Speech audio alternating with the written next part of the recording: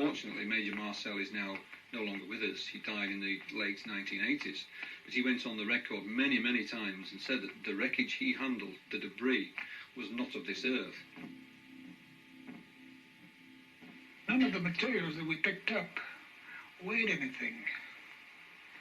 It looked like it was weightless. You couldn't feel that you had anything in your hands. I found one piece of metal, what looked like metal anyway. It was not flexible, but it was as thin as a foil in a pack of cigarettes. It was that thin. One of my boys told me, he said, there's something unusual here. He said, I tried to make a dent in this metal, but he says, you can't bend it. You can't make a mark on it. He says, I took a sledgehammer and whammed it. I put it on the ground and whammed it. The sledgehammer bounced off of it. They had these strange purple inscriptions upon them. And again, they could not identify these figures. These hieroglyphs have been called. The material we saw had no bearing with any of the weather balloons being used in those days.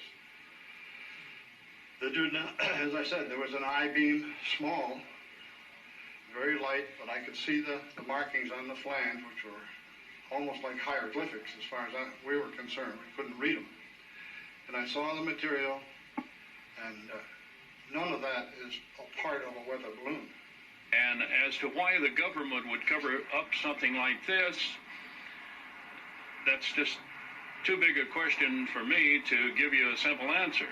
After that time, of course, books were published. The first book on the Roswell case was called The Roswell Incident by Charles Berlitz and William Moore, and the whole case was resurrected yet again. And the more exposure that the case had, books, television, radio, newspapers, magazines, more and more of the military personnel who were there at the time came forward, as did civilian witnesses.